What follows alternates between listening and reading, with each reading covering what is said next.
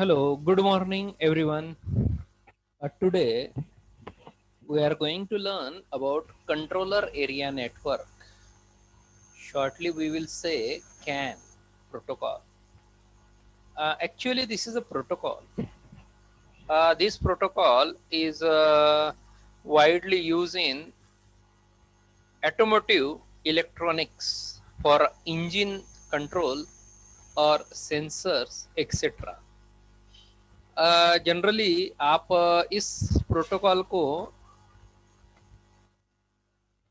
vehicles like four wheeler, eight wheelers, like ships, aeroplanes, trains. Okay, where a large number of mechanical and electrical sensors are there. That places this particularly CAN protocol is mostly adopted. Okay. Now here I am giving you the information about this CAN protocol. Here it has two layers. Okay, like a data link layer and a physical layer. If you talk about the data link layer, then data link layer is subdivided into two categories. First one is logical link layer, and second one is MAC, means medium access control layer. Now we see one by one what is that. Okay, see here, logical link layer is accepting the message by filtering process. It overload notifications and recovery management tasks will be taken care in this layer. Generally it is a logical link layer, so that's why logically it is available and you can program it for that. You can able to accept the different kinds of message, or you can able to see the messages coming from the different sensors or actuators. Okay. Similarly here, this layer will take care about the managing everything. Okay, so that's why it is logical link layer. Second one layer is a MAC, medium access control layer. This layer will do the data encapsulations. Means whenever we transmit data from one place to another place, that time uh, this particular layer will be helping you to encapsulate, means hide your data. Okay, so that's why another any intruder will not able to catch it and encode it and read it, your messages. So that's why here encapsulations will be provided by with the help of this layer. It helps you to frame the coding, means there is a coding will be carried out. So that's why that coding will be framed with the help of frame coding. Then medium access management, it has some management in it that will help you to manage your encapsulation and framing code. Then it help you to detect the error and signaling and acknowledgement task. Okay, so these things will be carried out with the help of MAC layer. Then next is a physical layer. This layer deal with the bit encoding and decoding, bit timing, synchronizations process. These things are carried out with the help of these two layers. So here in CAN you can find data link and physical layers. So these two layers are prominent in CAN protocol. Now we will see the CAN properties. What properties, what features will be there in this CAN. So we'll see one by one. Multicast reception with time synchronization. Simultaneously, multiple nodes can receive the frames. Second feature is multi-master. When the bus is free, any unit may start to transmit a message. The unit with the message of higher priority to be transmitted gain bus access. Then prioritizations of messages depending on the importance of message, the priorities will be given to the different messages. Then arbitrations, whenever the bus is free, any unit may start to transmit a message if two or more unit start transmitting message simultaneously. Which unit gets the bus access, that will be dependent on bitwise arbitrations using the identifier. The mechanism of arbitrations guarantee that neither information nor time is lost. Then a system-wide data consistency will be there.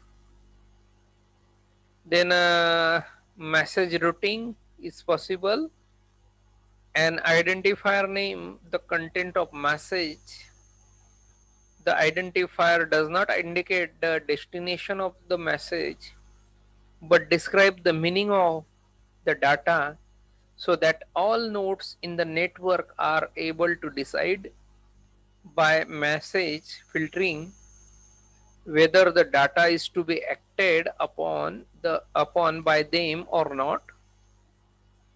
Then a remote data request is possible by sending a remote frame. A node requiring data may request another node to send a corresponding data frame. The same identifier names the data frame and the corresponding remote frame. Then last is error detection and signaling is possible. So these are various properties. Similarly, here automatic transmissions of corrupted message as soon as the bus is ideal again. Then there is a distinct between temporary error and a permanent error, failure of nodes and autonomous switching off of detections. Then configuration facility is available. Any number of nodes can be added or to or removed from the system without doing any modification in software or hardware parts. Bit rates, the speed of CAN message transfer may be different in different system, but for a given system the bit rate is uniform for and fixed. Signal channel, single channel, the bus consists of a single channel that carries bit. The way in which this channel is implemented is not fixed. Example, single wire, two different wire or optical fiber cable, etc. Bus values, the bus can have one of two complementary logical values. Dominant is referred as 0 and recessive is referred as 1. During simultaneous transmission of dominant and recessive bits, the resulting bus value will be dominant. Acknowledgement, all receivers check the consistency of messages being received and will acknowledgement the transmitter by sending dominant bits in acknowledgement field in case of proper message receptions. Sleep or wake mode is possible. To reduce the power consumption in CAN devices, it may be set into sleep mode without any internal activity and with disconnected bus driver. Interframe spacing, data frame and remote frame are separated from preceding frame by interframe spacing field.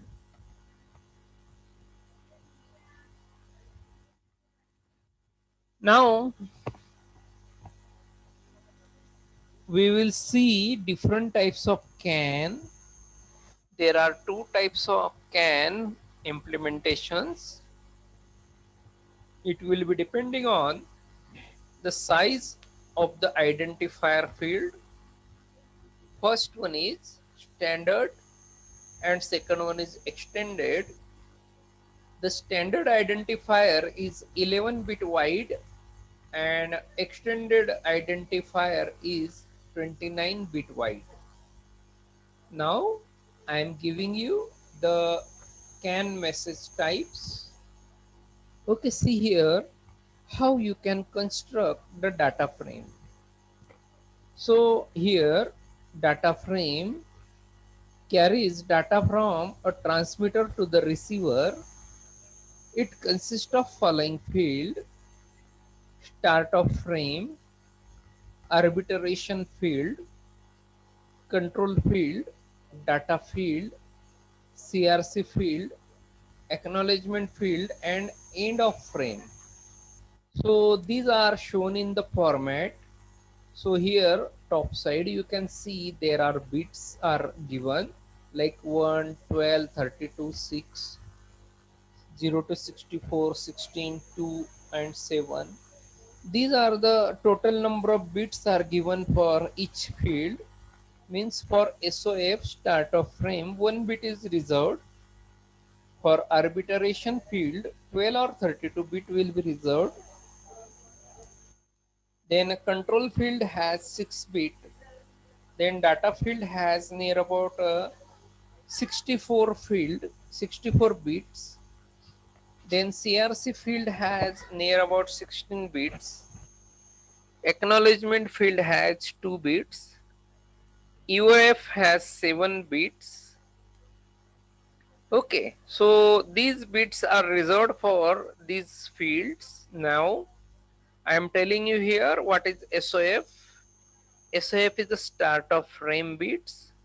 Its purpose is to indicate of start of frame when a dominant bit is detected after the bus ideal condition. Second is arbitration field. That field is used for type of frames, which type of frame is adopted by you. Then next is identifier field. It contains about message. In case of standard frame, the length of the field is 11 bit, and in case of extended 18 more bits are added to it. So in case of extended frame, total size of identifier field is 29 bit. Then SRR is 1 bit wide. It is used in case of extended frame. SRR bit is recessive, and in case of standard frame this bit replaces RTR bit. RTR is 1 bit again wide. It indicates the incoming frame is a data frame or remote frame. It depends on the value of this bit. If it's a dominant bit, implies incoming bit stream is of data frame. Else if recessive, then remote frame will be possible.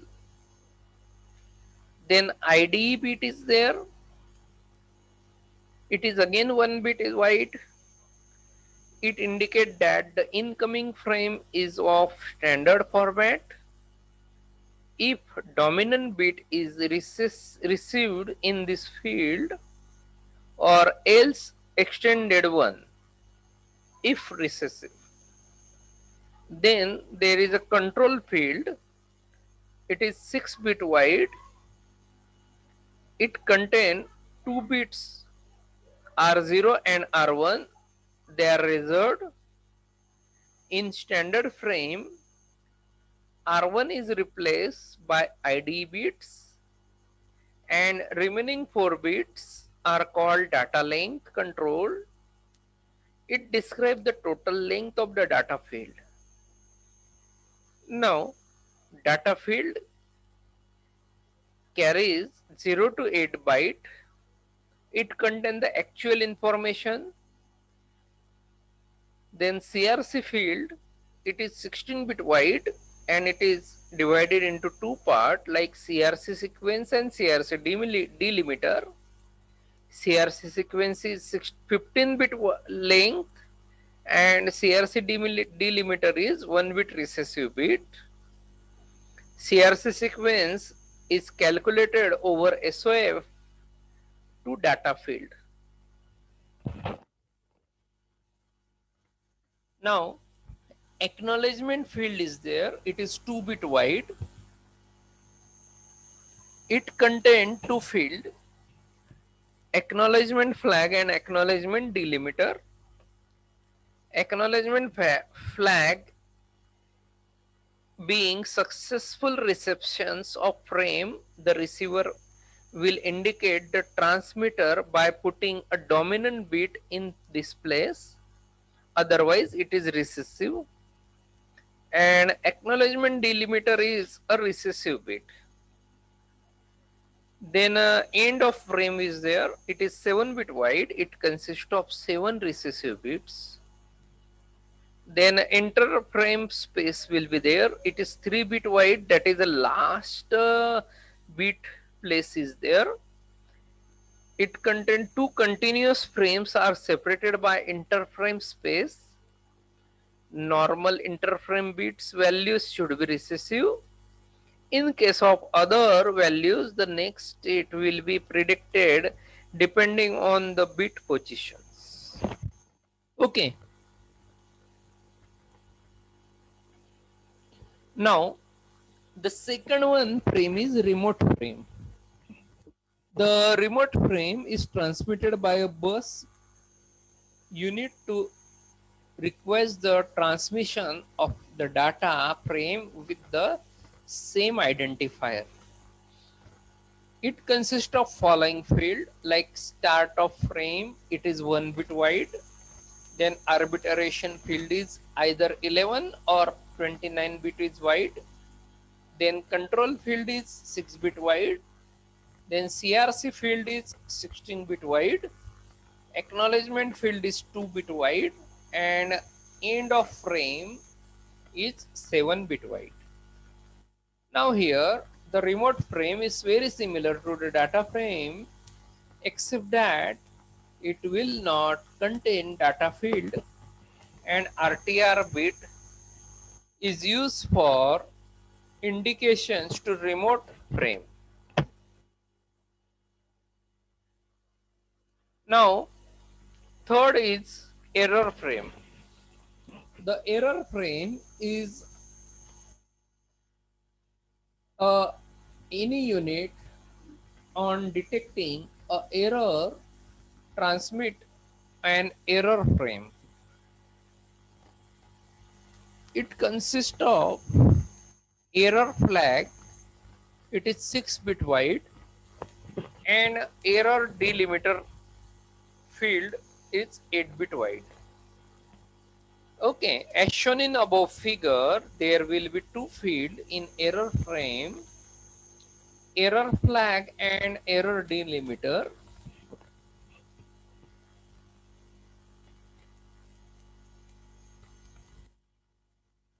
There are two types of error frames are there in CAN bus.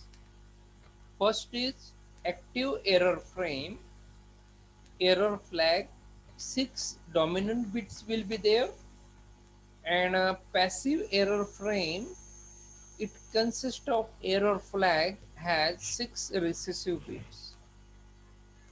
And in both the cases, all the bits of error delimiter will be all recessive. It will be depending on the nodes, internal error count registers, conditions, the respective type of error frame will be transmitted.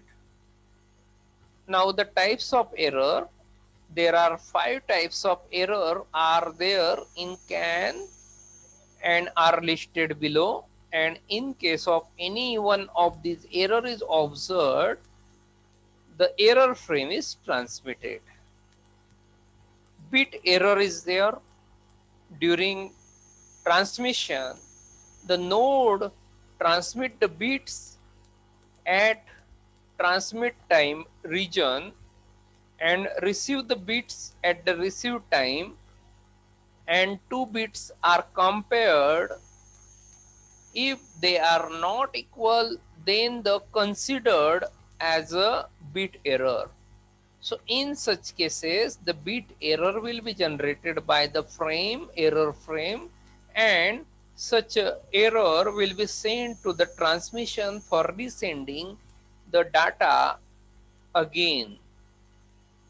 Once it is in corrected form, then bit error is removed. Then second error is stuff error. Now we see what is this. In a frame, if continuous 5 recessive or dominant bits are transmitted, the 6 bit should be of opposite to that. While receiving, if continuous 5 recessive or dominant bits are received, then the next incoming bit is same value that of previous, then it will be considered as stuff error. Okay. Then CRC error will also generated while receiving data or remote frame. The CRC value will be calculated and is compared with the received CRC value. In case of proper frame transmission, both will be equal, otherwise will be considered as CRC error and error frame will be transmitted. Then a form error also generated. Then form error will be related to the error in forming the frame. Example, delimiter carries acknowledgement or CRC. If it missing or improper end of frame, these conditions are taken as a form error and immediately error frame is transmitted. And last error is acknowledgement error. During the transmission of data or remote frame, in the acknowledgement flag field, the transmitter will put recessive bit and expect dominant bits from received pin. If dominant bit is observed, then that is considered as proper transmission. In other cases, it is acknowledgement error. The error frame is transmitted if acknowledgement error is observed. And last is overload frame. Okay.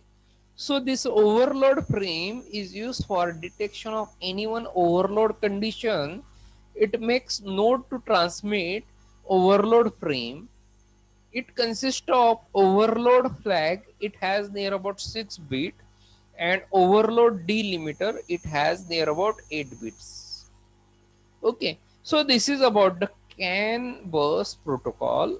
So when you are going to utilize this CAN bus protocol, you need to implement these frames.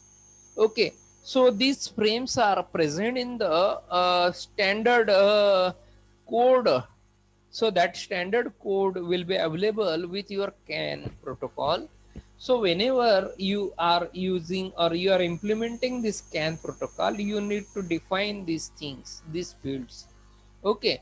So it is a readily available program, and in that readily available program, you need to define the data as well as these errors. Okay.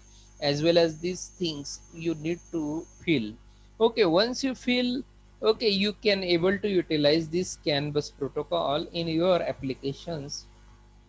I hope it will not difficult for utilizations. Only you have knowledge of how to utilize this. CAN, just by observation also you can able to understand how to use this CAN protocol and how to implement it for your specified applications. Okay, similarly how you can able to generate the errors, as well as how to you can form the remote frame, as well as how you can able to write the data frame. Everything is very easier, only you just observe it. Okay, and just by observation, just by just a simple demo practical, you easily utilize these CAN protocols. Okay, so now here I am giving you a comparison, okay, between these CAN, SPI and I2C protocol.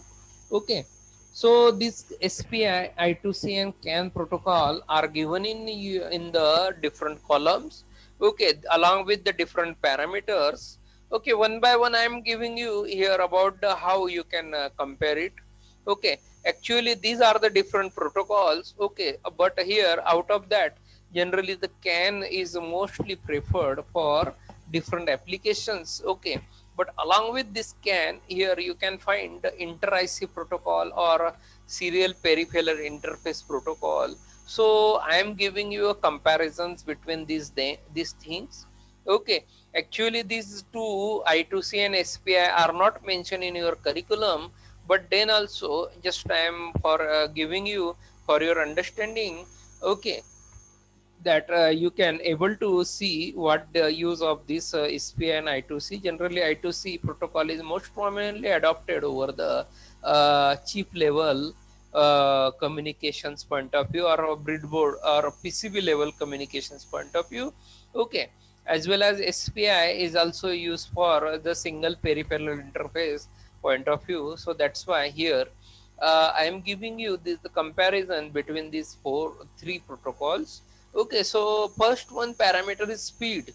So in terms of SPI, you can find near about 3 Mbps to 10 Mbps speed will be achieved with the help of this protocol. But if you compare it with the I2C, here the standard value is given near about 100 kbps. But in case if you need a fast or a high speed protocol, then for fast communications point of view, the 400 kbps speed will be mentioned, and for high speed communication near about 3.4 mbps speed is mentioned.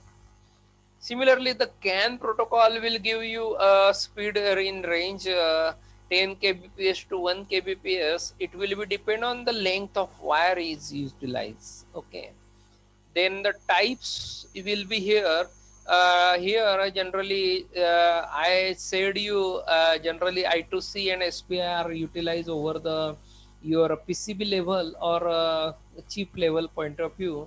So that's why here types of communication will be synchronous in terms of SPI and I2C.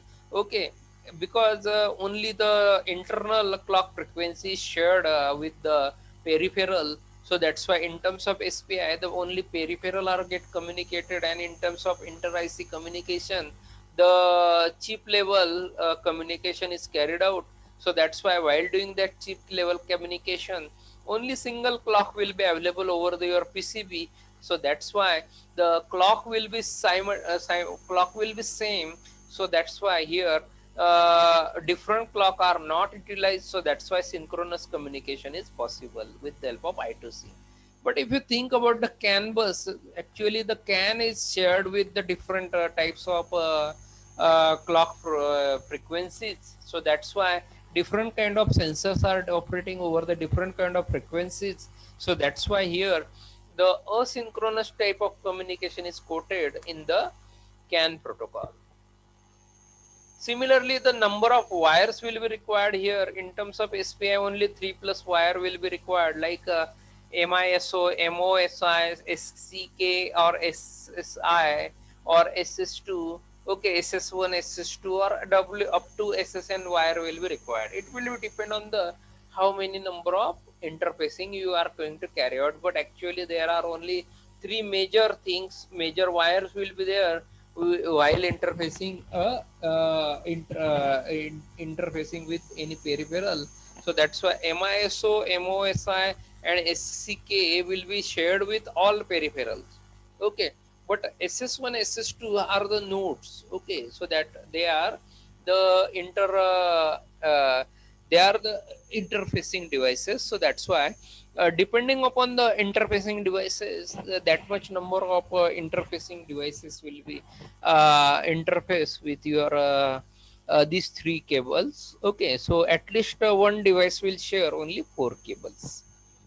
But in terms of I2C, there are two ICs will be there, or so that's why when the two ICs are going to communicate, so that's why here the only two wires are sufficient, like HDA and SCL. Okay, one is for clock and one is for data. Okay, so that's why here the two only wires are enough for doing the communication. Similarly, in terms of CAN also, it will be very easy. Only there are two wire will be there, like CAN H and CAN L will be there. So that wire are enough for communications. Then here we will see what type of communication is carried out. In terms of SPI, if you see, both side communication is carried out. So that's why we will see here a full duplex communication is carried out. But in terms of I2C and CAN, here one way means only here either one will be transmitting. Okay, at a time bidirectional data communication is not possible in terms of I2C and CAN. So that's why they are considered under the half duplex communications. Okay, so that's why this is about the comparisons between these CAN, SP and I2C.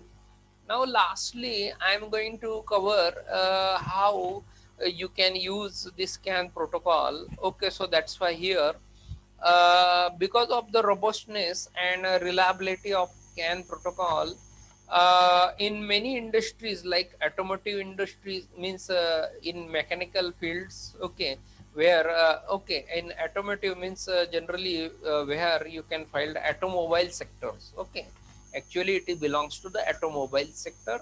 Like I said you that in two wheelers, okay, like sophisticated two wheelers to four wheelers, or eight wheelers or 16 wheelers. Okay, these are the various. Okay, generally our traveler buses are there. In that you can able to find the CAN protocol is prominently adopted. Similarly, in ships as well as in helicopters, in aeroplanes, in trains, bullet trains, like in your general trains also it is adopted. In many industrial machineries it is also adopted, because it is helping to handle the different, like in pharmaceutical, in different in industries like pharmaceuticals, in where the automotive production is carried out, there it is utilized. Okay, similarly in agriculture sector it is also prominently adopted, as well as in medical equipment like CT scan machines, as well as different MRI. Okay, where you can find a larger medical field, larger medical equipment will be there. Okay, there it is also there it is necessary. Okay, similarly, as wiring complexity is reduced in CAN, there are mainly used in automotive application like car. Okay, as I told you, in car it is prominently adopted. Similarly, low cost to implement, and also hardware component price is also less. Okay, so here implementation is very easier. Okay, as well as hardware cost is very less. So that's why in most of the four wheeler as well as eight wheeler it is provided. Okay, so that's why, and it is easy to maintain. Okay, so that's why general mechanical is also general maintenance engineer also able to handle it very easily. So that's why easy to add and remove the CAN bus devices. So it will be very easy, not difficult to add or remove the devices. So these things are possible with this CAN protocol. So I hope everyone is getting the idea about this. So everyone try to go through these applications as well as implementations. Okay, I hope everyone have got a better idea about watching this video. uh, I request all the students who have watching my video, okay, you just give your attendance in the comment box with your name and roll number. It will be better for your attendance record. Okay, so thank you very much for watching, as well as those who are watching my videos for knowledge point of view, they can do subscriptions of these videos, so it will be better for further videos whatever I am going to upload. Okay, they can able to watch. Okay, so that's why I help you in your problems. Okay, so try to subscribe my channel also, so it will be very better for your new technology understandings. Okay, so thank you very much everyone.